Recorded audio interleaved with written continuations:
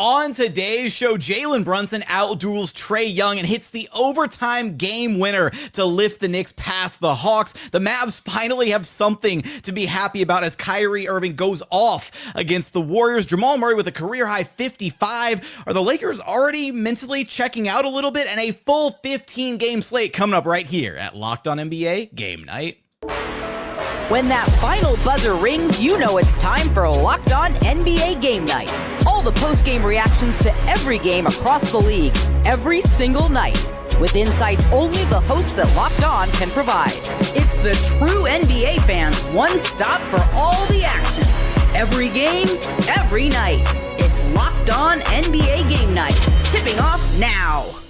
What is up, and welcome to another edition of Locked On NBA Game Night. Every game, every single night.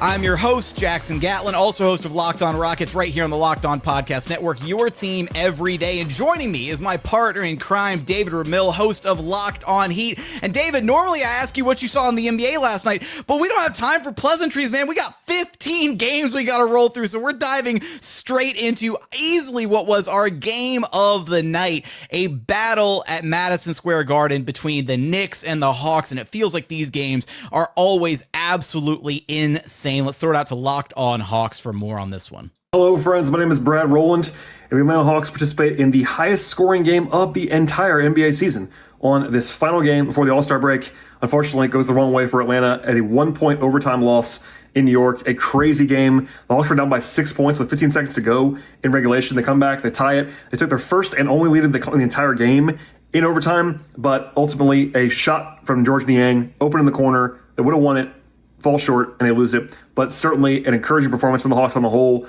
No moral victories in the NBA, of course, but certainly a game they played well enough to win in and did so on the road against a pretty good team in New York. So, Trae Young has 38 points, 19 assists. He was really good, especially in the second half of this game. And I think the new additions, especially Karis LeVert and George Niang, were awesome for Atlanta in this game. But anyway, broadly speaking, a 1-point loss for the Hawks. This game, David, was so insane. First off, to have the ending with Atlanta being able to reel off like 6 points in under 10 seconds to be able to get back and tie this game and then force overtime. Just some key possessions down the stretch where it looked like the Knicks were about to seal this thing with an offensive rebound from Precious Achiuwa at the end of regulation. They go up 6. Onyeka Okongwu was like nowhere to be found on that defensive box out. And then somehow the Atlanta Hawks are able to get back into it. They get a big 3 from Trae. They get a layup, I believe, from Dyson Daniels, if I'm not mistaken, at the end. And just they were able to get it to overtime, and then just not enough to quite get over the hump. As Jalen Brunson was sensational down the stretch of this game, hitting big shot after big shot. He dueled Trae Young. They went toe-to-toe, 36 points on 13 of 21 shooting. He hit the game-winning shot in this game with Dyson Daniels draped all over him. Like, this was one of those moments where you know how good Dyson Daniels has been defensively, how much trouble he's caused on that end, and Jalen Brunson said, no, may I have this dance, and took him to school. Well, yeah, but you're also overlooking 44 points from Karl-Anthony Towns, 14 to 25 too. He was sensational, steadying the team's offensive production all night. A lot of minutes for a lot of those starters, though. That's a concern for those Knicks teams. I can't help but look at that group and say, you know what? Despite a nice win before the All-Star break, you're still logging a lot of minutes there. But you know what? We'll see how it goes at the end of the postseason. But as far as the game is concerned, really good showing for both teams. Getting some key contributions, 41 combined points by Karis LeVert and George Niang. So the new additions, as Brad pointed out, for the Hawks really stepping up there. And as far as the Knicks are concerned, well, they've been winning a lot of basketball games lately. They've been playing pretty well. One of the top teams in the Eastern Conference, and we'll see how the rest of the season shakes out. So many different players scoring 20 plus for both sides in this game. David, I don't know about you. I desperately need a 7-game series between these two teams. I don't know how likely it is when you look at the Eastern Conference standings. I don't know what it would take for the Hawks to be able to get up to that 6th seed area, but a 7-game series between these two teams would be absurd. Yeah, no, it would be a lot of fun. Trae, the villain in Madison Square Garden, that would be great. I don't know of any singular player in the NBA that embraces like the heel role better than Trae Young and his relationship with Knicks fans, honestly, at this point in his career. That's a good call. Good call. Let's get out to our next game of the night, where the Dallas Mavericks finally have something that they get to be happy about after dealing with so much negativity for the last couple weeks, really, since the Luka situation broke. Not gonna lie, I think I needed that one.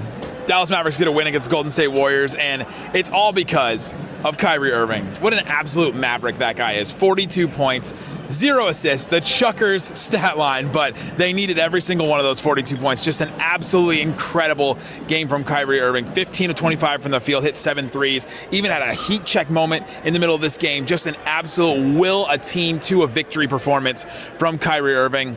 Played 39 minutes. Not going to worry about the minutes right now. We're just going to appreciate the victory and appreciate what he gave. Also, Klay Thompson, 17 points, 7 rebounds, couple of assists, couple of blocks against his former team. He really wanted it. Steph Curry had a turnover against him in the third quarter, and Klay was loving it. Very animated in this one. And Max Christie deserves a shout out as well. 15 points, 5 boards, 4 assists. Hit a couple of clutch free throws late. And he's just been absolutely great. 15 points in every single game he's had since being a Dallas Maverick. A great pickup in a terrible trade still. Enjoyable win for the Mavs, and happy that they have something to be happy about given everything they've been dealing with for a minute now with the Luka situation. But David, good win for the Mavs, but really bad loss for the Warriors, considering they couldn't beat a Mavericks team that's literally missing all 3 of their bigs up and down their roster.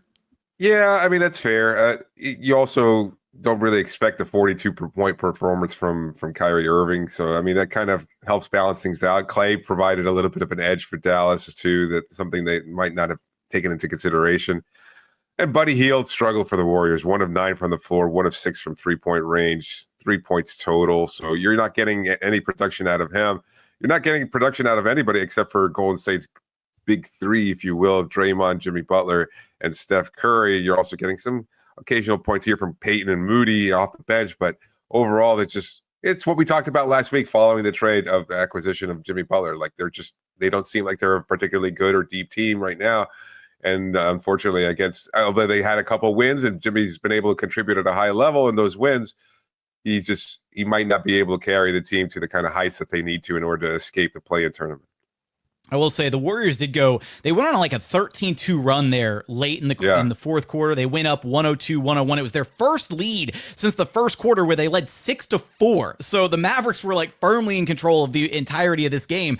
And there were maybe a couple questionable calls at the tail end of this one. There was a set of 3 free throws awarded to Kyrie Irving on what is traditionally viewed as a rip-through move, where, defender has his hand down, and for whatever reason, the refs awarded Kyrie the free throws. And then Kyrie also had, maybe you view it as a great defensive play, maybe you view it as an egregiously missed call, but Jimmy Butler driving to the basket would have scored the bucket to tie the game up and had a chance at the charity stripe to take the lead. And that was ultimately ruled a charge.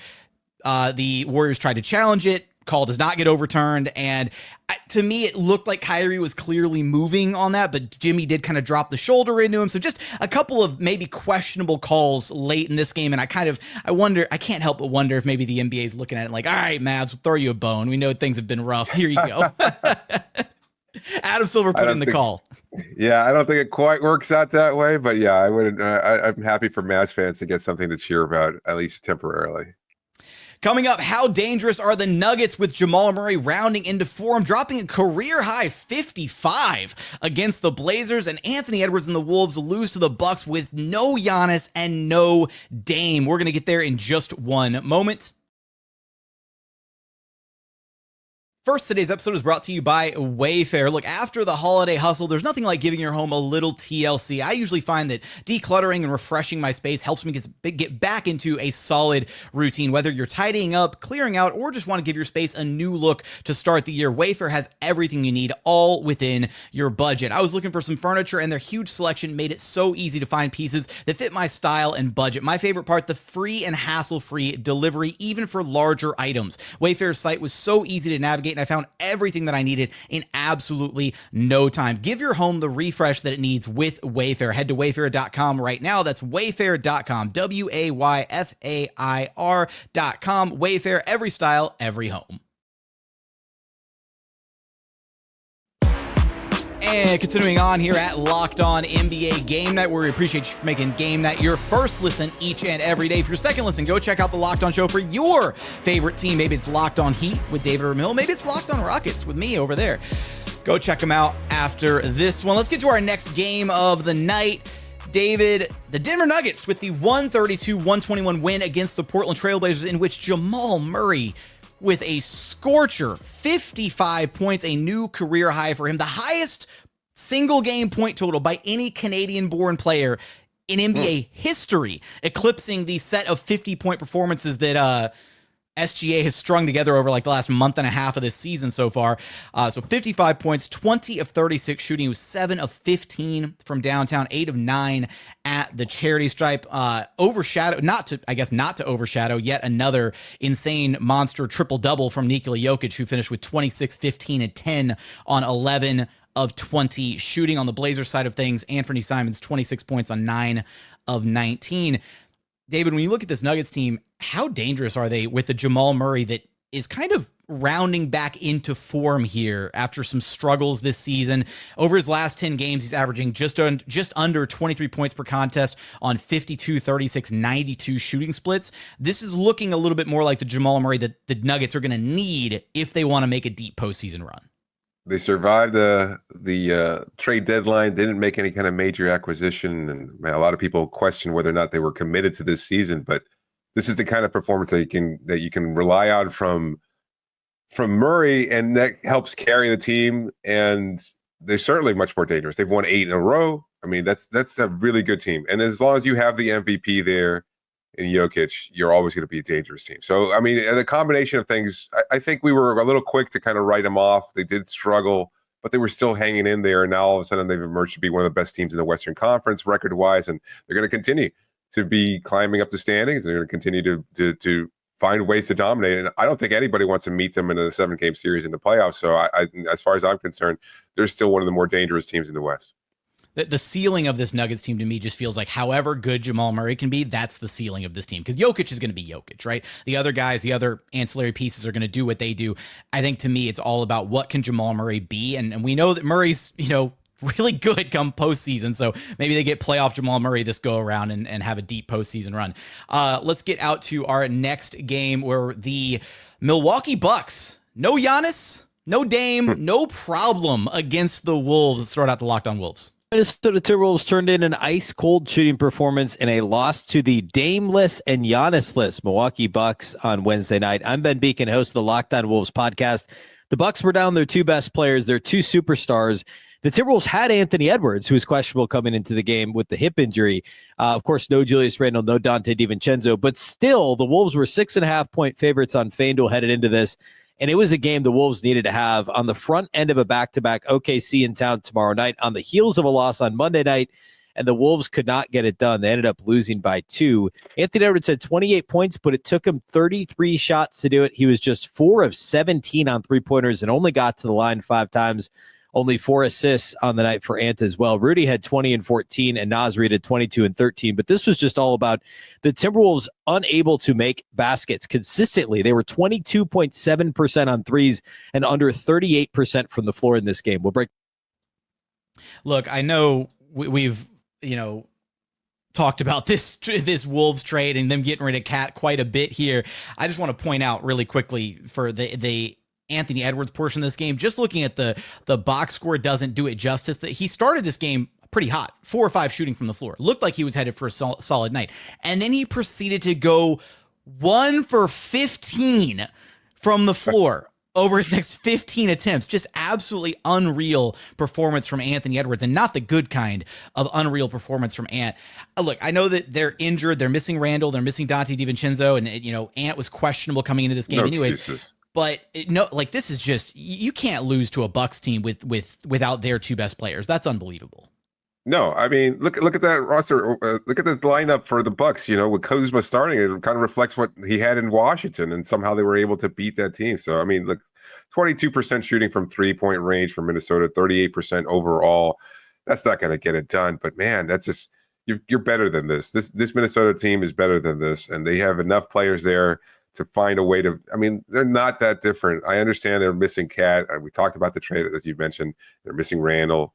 But still, I mean, this is just an inexcusable loss here for Minnesota, who clearly, I mean, they might not care at this point in the season. They're 7th right now in the standings out west, but they continue to drop. They've lost 2 in a row. I don't know. I don't see much of a future for this Wolves team this season. Yeah, I was going to say this season, as long as you have Anthony Edwards on your roster, you've got a future. You've got something, you're working with, but I can't help but feel like this Wolves team is going to be headed they're barreling towards like a soft reboot, retool, whatever around Anthony Edwards in the not so distant future, because this iteration of the team is just not working. Let's go to Miami versus OKC, a game in which Miami led by as many as 21. David, they had a 10-point lead at the top of the fourth quarter and then went scoreless for almost 6 straight minutes. What happened in this game, man? I don't know. I honestly can't tell you. Watching that game, I was, again, really, Miami's offense just completely fell apart. Give credit to Oklahoma City and their defense. This is what they do. They go on these flurries and they kind of go on stretch these moments out there. They were cutting the game close, eating away at that lead. And then all of a sudden, next thing you know, they're up 10-11, and Miami just didn't have an answer offensively. They only scored single digits in the fourth quarter, something they've done in a couple occasions now. I think Miami Herald Report tweeted this out. Of the four single scoring fourth quarters in the NBA this season, Miami has 3 of them. So they're not getting it done in the fourth quarter. That's definitely the case right there. They're just not finding a way to score offensively. They look great. The new additions were contributing at a high level. Bam is playing much better than he has. Tyler's struggling a little bit since being named an all-star. But other than that, everything looked fantastic for about 40 minutes, and then it kind of just fell apart after that. I mean, I'd say a little bit less than that, maybe 36 minutes. And then for 3 quarters, it looked great. And then in the last quarter, Miami just completely fell apart. Well, another team who's had their own version of their own fourth quarter woes, especially in the offensive of the floor, my Houston Rockets. They managed to actually pull out a win tonight. Rockets get the win 119-111 against Kevin Durant and the Phoenix Suns. No Bradley Beal, no Devin Booker for the Suns in this game. The Rockets still missing Fred VanVleet and Jabari Smith Jr., but this is a Rockets team that's been plagued by poor performances in fourth quarters as of late, especially just not having like a de facto closer, not having a go-to bucket getter down the stretch of games has been incredibly difficult for this Rockets team. And yet they were able to overcome that this game. They got back to some of their identity they had earlier this season, really getting after it defensively, throwing multiple different defenders at Kevin Durant throughout the night. He did still finish with 37 points, but it took him 22 shots to get there. He was 15-22, but he had to work for a lot of those shots. It's KD. He was taking bumps and bruises and hits all night long from Dylan Brooks and Tari Eason. And by the fourth quarter, he just didn't have it. He was gassing out. He just didn't have enough left in that fourth quarter. Committed a couple turnovers there. He did have 7 turnovers on the evening. And that's where the Rockets were able to carry this game home. They outscored the Suns 35-19 in that fourth quarter. They turned the Suns over a ton down the stretch, and they were able to pull away with a win, which they kind of needed. After that 6-game skid, they needed to rack up a couple more wins and kind of try to get into the All-Star break with some good vibes, some good feelings. No Devin Booker, no Bradley Beal, but plenty of KD, and Houston found a way to win, right? Yeah, pretty much. I mean, and the guy who had his fingerprints all over this game was none other than one Tari Eason, who had a monster game, the 8th 20-point scoring game of his career, 25 points, 9 rebounds, 4 assists, 3 steals, 11 of 16 shooting. The Rockets have this mantra, sometimes you, sometimes me, always us. And it was Tari Eason's turn to do it in this game. And I can't walk out of here without running my Tari Eason soundbite on the... Coaches are dogs. All the players are dogs. I'm a dog. That's just what it is. Tari's a fan favorite in Houston. But coming up, we've still got 9 more games to get to. Are the Lakers already showing some signs of being mentally checked out? We're going to get there in just one moment.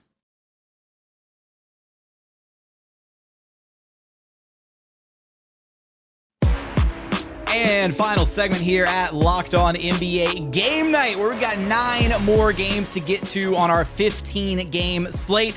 And what we do here with David and I is we play shoot, drive, pass. So shoot if you have a take to share about a game, drive if you want to ask a question about a game, pass if you have really nothing else to add to it after we get the local insight from the local experts. So with that, let's throw it out to Locked On Lakers for more on this Lakers loss, the first loss in the Luka Doncic era. Danny Kamenetsky co-hosts the Locked On Lakers podcast, and the Lakers lose 131-119 to the Jazz in Utah. Nightlife is either undefeated in Salt Lake, or the team may have checked out a bit heading into the All-Star break. I am guessing it's the latter, although it did not help that they were missing several key rotation players, particularly defensively. The whole team didn't appear on the same page the entire night. They missed 13 free throws. There was just a lot of discombobulation and a bit of apathy, maybe. Rui Hachimura led the team with 19 points, and Luka Doncic in his second game as a Laker, 16 points, but 4 assists against 5 turnovers. Again, a night nobody from the Lakers will write home about. On the Utah Jazz side of this one, Lauri Markkanen was amazing with 32 points on 11 of 18 shooting. Might have maybe seen some of the comments about him having one of the worst contracts in the NBA and decided to come out and go against the grain on that one. What you got for me, David? Shoot, drive, pass on this. Let's shoot a little bit. The Lakers are going to be just fine. I not much of a take there. I think they just kind of checked out, as Brian said.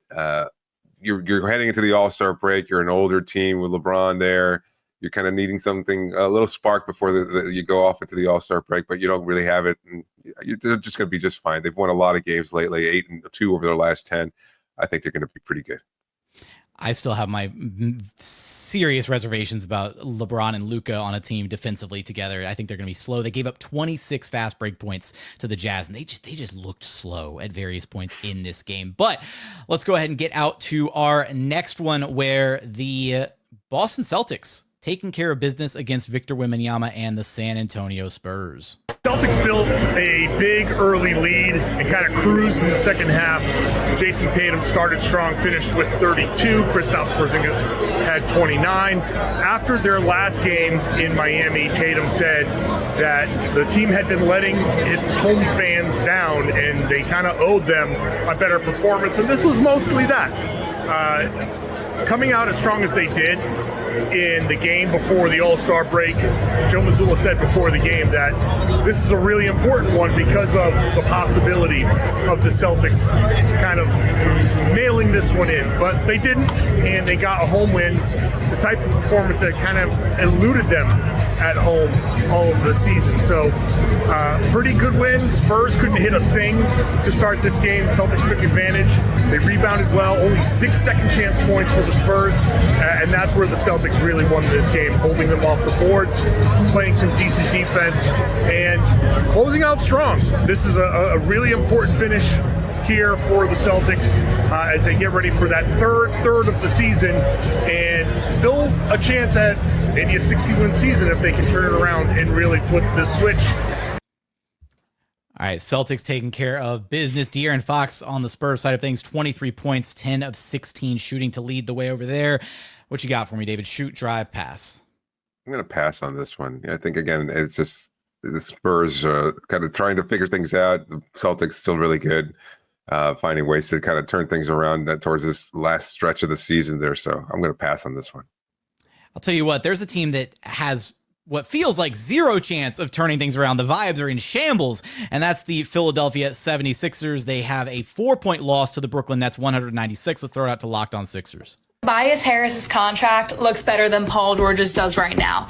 No Tyrese Maxey in this game, no Joel Embiid, and Paul George finishes with 2 points against the Brooklyn Nets in an absolutely winnable game. The 76ers went from maybe you should tank, shut Joel Embiid down, to giving them some life and having conversation of being in the play-in tournament, and now they're the 6th worst team in the entire NBA. And Paul George went out there looking like he's never played a game of basketball in his life. Wow. It was a disgrace. It was a disgrace. Now, Quentin Grimes was really the only life for the Philadelphia 76ers. He did finish with 30 points. Kelly Oubre, in addition, also did have 30 points, but the 76ers fall to the Nets 100-96. They're at 20-34 right now in the Eastern Conference. This is a conference that you can get into the play-in with having a bad record, and the 76ers keep falling and falling and falling and falling. No effort on either side of the court. It is a mess in Philadelphia for the Sixers.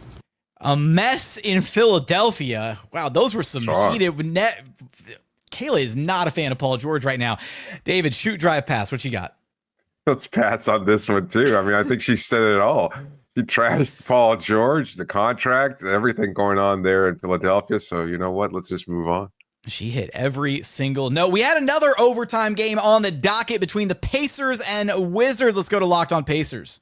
Well, that will be remembered as a win, I suppose. Tony East here with Locked On Pacers. Pacers get into the break with their 30th win. They beat the Wizards. Don't ask about anything else. They did not play particularly well. The first 32 minutes of this game were dominated by the Wizards, who led by as much as 19 in the second half of this game. And then everything changed in the third quarter. Obi Toppin, magnificent in that frame, one of the best stretches of 3 minutes, maybe of his whole career. Then Ben Mathurin got going in the third and fourth quarters. Pacers did just enough to squeak into overtime against the Wizards, who were -2 rotation players that got hurt during the game. In overtime, Pacers went up by 9, barely hung on. Not a pretty win, but when you get that kind of contribution from your bench and your stars come up with just enough plays late, you'll take the win, and the Pacers get into the break with a little bit of feel-good, despite not playing particularly well for any of February. We'll have much more on Locked On Pacers. Jordan Poole is easily one of the best tank commanders in NBA history, with the way that he can style and showcase and score, and then still somehow the Wizards walk away with the loss. What you got for me, David? Shoot, drive, pass. I'm going to drive on this one. We've seen what the Pacers are capable of, last year, obviously this year. They seem like they're a little bit better. Fourth right now in the Eastern Conference. Are they as dangerous as they were last year, despite the fact that they're not catching teams off guard as often as they did last year? I don't think they're as dangerous as last year. No. I think that there's a level of maybe teams have adjusted a little bit to them, and they're not maybe the surprise team that they were last year, kind of like you said, catching some teams off guard. I don't want to say like the book is out on the Pacers, and anytime you have, star caliber talent like Tyrese Halliburton, like Pascal Siakam, guys who can absolutely take over a game on any given night, it puts you in a really great spot. They've got great ancillary pieces. They've got great length up and down the roster. They've shown an ability to defend at a very different level this season. I think a lot of their struggles this year, right, have been on the offensive end, kind of, the inconsistencies on that side, which is not something you thought that you'd have to worry about with this Pacers team. I think they're poised for a strong postseason, but there's just those three teams ahead of them right in the East that they're going to run into one of them, and I don't know which one would be like their favored matchup between Cleveland, Boston, and New York. I don't know if they have what it's going to take to get past any of those three teams at this point, but they're still a good team. Yeah, I would say New York probably the easiest of the three opponents there, just based on the fact that what we saw last year is likely to happen again, where the team just breaks down at the last minute. Tibbs is going to Tibbs, man. I get tired of having to say that here on the podcast, but that's just a reality of the situation. Let's get to our next one here.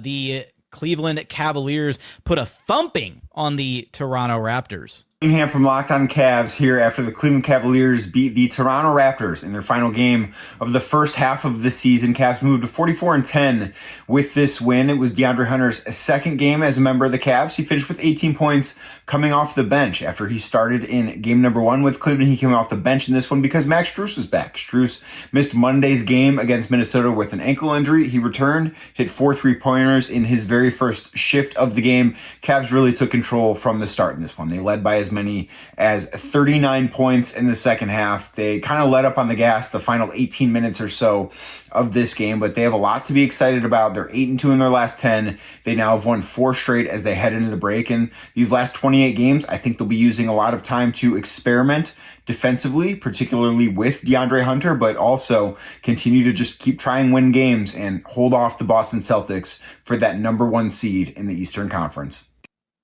Cleveland coasting to the number 1 seed seems more than likely at this point. Shoot, drive, pass, David. I'm Let's drive on this one too.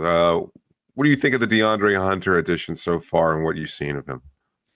I like it. I thought it was a mistake for the Hawks to trade DeAndre Hunter. Honestly, I know that the new acquisitions for Atlanta have looked good so far, but I was also kind of thinking that, Hunter and kind of the Hawks identity this season felt like they had really built some of their identity based on just how good their bench was and how oftentimes they relied on their bench just flat out outscoring, outworking opposing teams' benches, and then to trade not just Hunter but also moving on from Bogdanovich, right? Like to move two of their key bench reserves is an aggressive move midseason. And as far as reasonings behind some of those moves, I thought that losing Hunter would be kind of a big blow to Atlanta, but I like the fit in Cleveland, and we'll see ultimately kind of how he incorporates himself over the rest of the season. But I like the pickup for him, a good top-heavy, talented team. Not even top-heavy. The Cavs are deep too. Like they add another really strong piece, and I definitely like him a little bit more than Karis LeVert. So great fit for Cleveland. I like that move.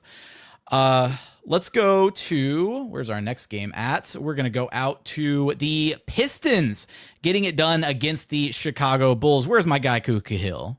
There we go. The Detroit Pistons defeat the Chicago Bulls yet again. They head into the All-Star break with 3 wins over 500. For the first time, they're over 500 at the All-Star break since 2009. Since 2009, first time they're over 500 at the All-Star break. Host of the Locked On Pistons podcast, Kuka Hill here. I mean, heading into the All-Star break on an absolute high, Ausar Thompson is playing the best basketball of his entire career. He'd had 19 points, 7 assists, 5 rebounds, with 8 of 10 shooting. He's played absolutely tremendous over the last 7 or so games. He's looked like the Pistons' second best player, bar none. Cade had a really good game in this game, 29 points and 19 shots. Got to the free throw line 10 times, hit 9 of them. 29 points, 7 assists, 5 rebounds. Jalen Duren, 16 points, 14 rebounds, another 5+ assist game. The Pistons' young guys, Cade, Jalen Duren, and Ausar Thompson, all coming into the forum, heading into the All-Star break. Pistons over 500. They're coming for that 5th seed. Ooh, some strong. Ooh, they're coming for that 5th seed. Are we shoot, drive, pass? It's a good win for the Pistons, but it's against the Bulls. Let's just pass and move on.